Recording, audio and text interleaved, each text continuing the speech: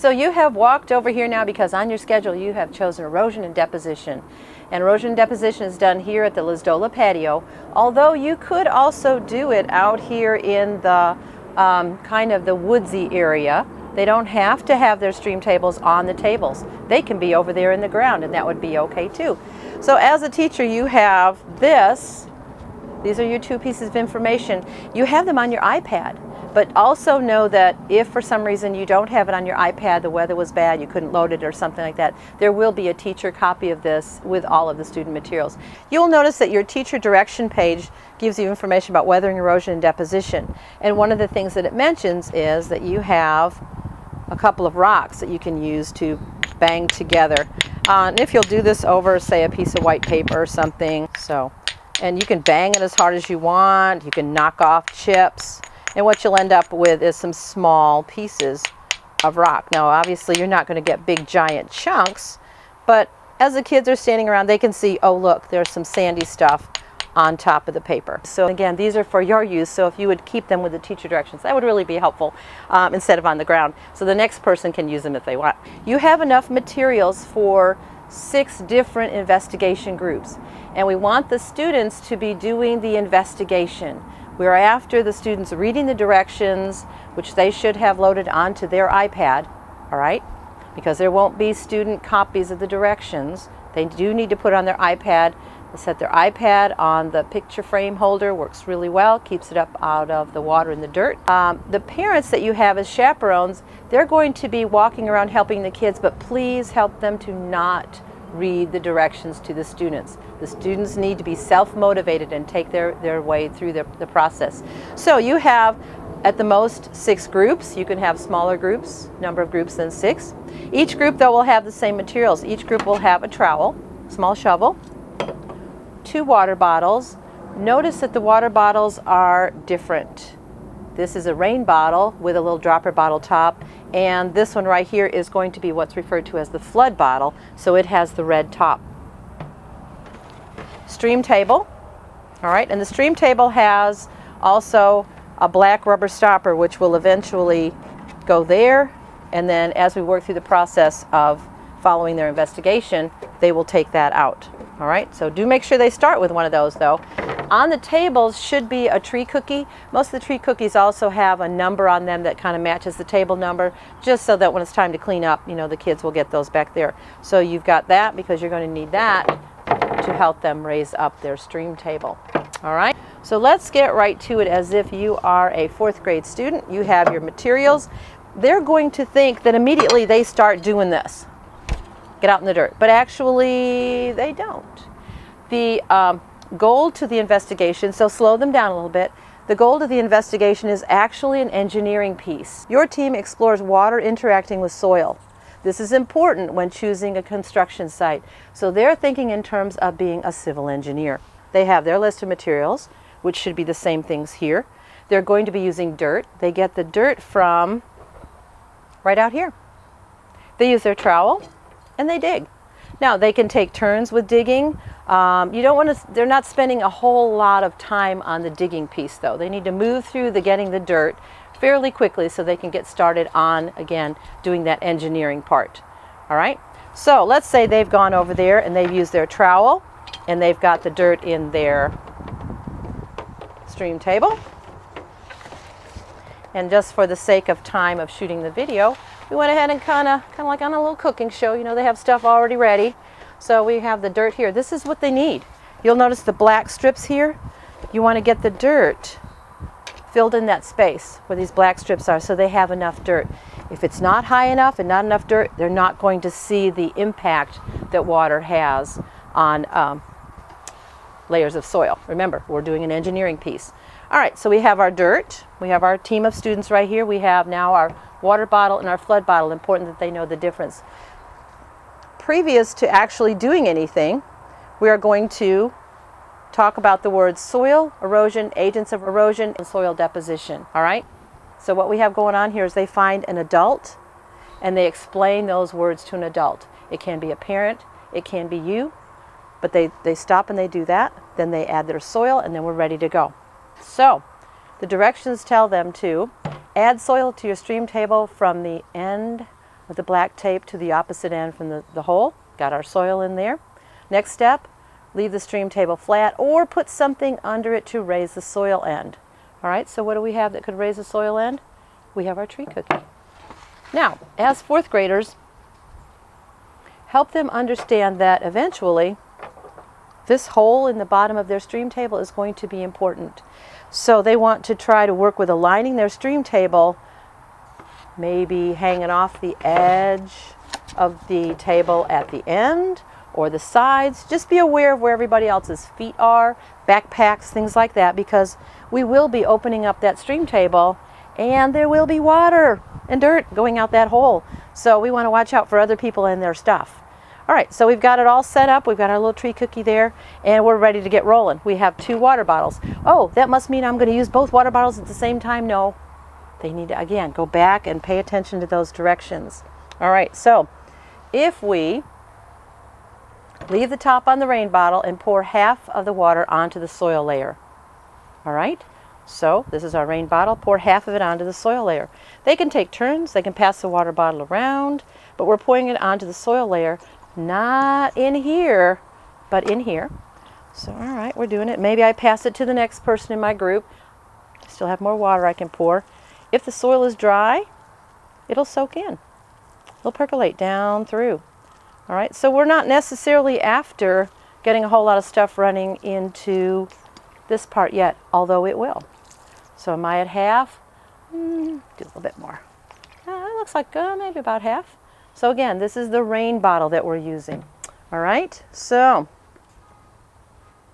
sketch and label what happened. Use the words soil erosion deposition in your sketch. Now, the beauty of having iPads is that now they can take a picture. So they take a picture of their iPad. They can also, depending on what picture app you have, put a little caption on there. There's the soil, there's the erosion, so they're doing all that. They can, if you have, they can do it with their finger or however they do it, type it in. Again, whatever app is going on.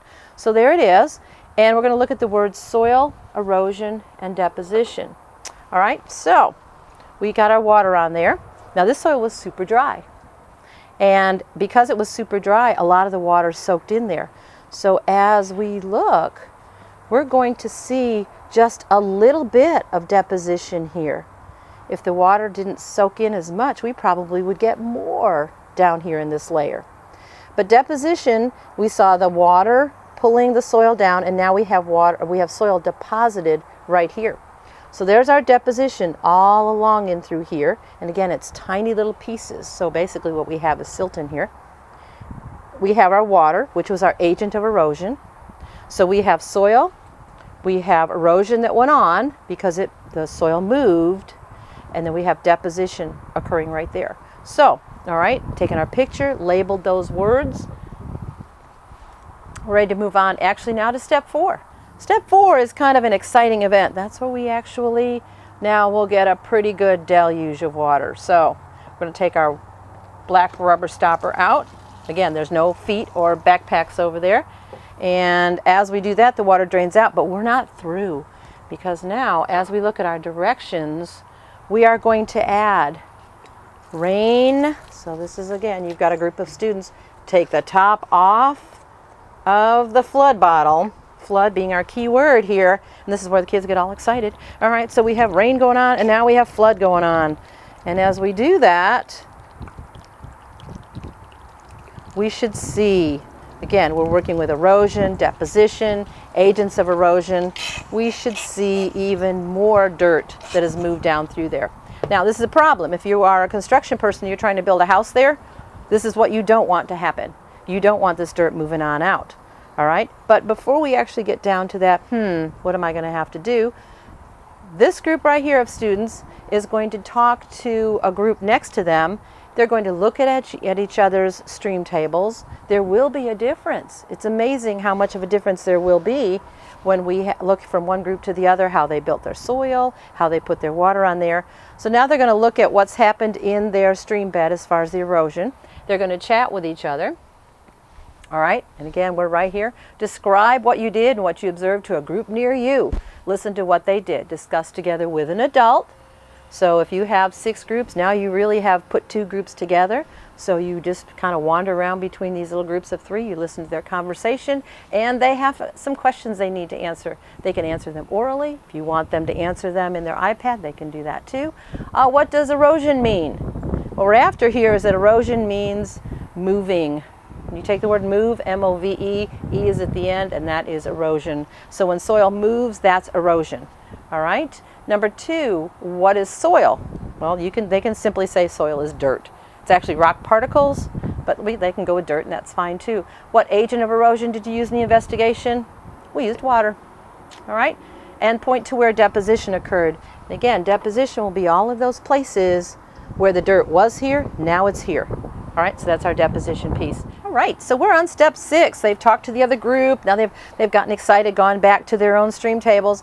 And we're on step 6, which is rebuild the soil layer. They can do it with their hands if they want. They can do it with a shovel. So we're going to pull back. In other words, they're not adding any more dirt from out here in the little field. They're just moving it back. All right, so they rebuild their soil layer. Okay. It's as if we're going to start all over and try to figure out how we can stop the erosion with the dirt that we had. So rebuild our soil layer. Then add natural materials to the soil layer. Okay, so we look around here because we want to slow down the erosion, which means we want less of an effect by the water. So we have lots of things right here on the ground. We have bark. They can pull some leaves off of things, although I'd prefer they didn't just totally, kill all the plants that are out here. But they can add things, and the key to this is adding it to the soil layer. We're not building a dam. We're not putting things here in the riverbed because, the EPA and city will fine you for that. So we're going to rebuild on our soil layer to keep less dirt than we had before from moving downstream. So let me grab some things off the ground here. I can mash them in there, kind of press them in, smash them in there, just lay them on the top. And I grabbed just bark pieces, but again, leaves are fine too. All right. Insects don't usually work all that well, so they probably want to leave the worms and the katydids and all that stuff where they are. So, all right, we decide amongst our group, do we think we have it? And again, we're not putting a bunch of stuff here. We're not building a dam, just doing it on top of the soil.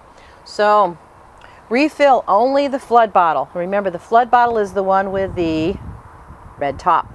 And again, they refill the bottle the same place where they got the water, which was in the girls' room, in the boys' room, in the north classroom, or using the hose that is at the other end of the patio here, which on warm days I'll have the hose turned on. So we're going to refill the bottle. We only use the flood bottle. And here we go. All right, the goal is to see if we have enough soil covering to keep dirt from ending up in our stream bed. Now we already had some dirt, but we want to see if we cannot have any more. I think we did fairly well. I think we have a lot less dirt now than we had when we poured originally. And we even have wetter dirt, and sometimes wetter dirt will move faster. So not every group will have a situation where there's less dirt. Sometimes there's more, or it's just as messy as it was the first time. So the takeaway from that should be, well, let's see, maybe we needed to add more of something to our layer of soil to keep it from moving whenever water hits it. All right. Then we get into the cleanup piece.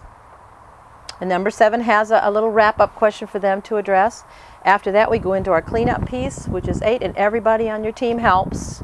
We don't have people running around just kind of go, no, I'm done. Everybody helps, because what we need to do is take this dirt, dump it back into the hole where we dug it up from. And we've been doing this activity out here for about 4 years, and you can tell that apparently the dirt all gets back where it's supposed to be because we don't have any potholes out here. So we put the dirt there back where it belongs. You can refill the water bottles for the next group if you want, but you don't have to. We can use water from a bottle that's been filled up. Just rinse it out. Or if the hose is connected, you can use the hose, and that's how you leave it for the next group. All right. And that should use up your 40 minutes there. If they needed to do a little bit of extra work when you got back to school, you can, but this is how it should be left for the next group who is probably coming to do erosion deposition after your class.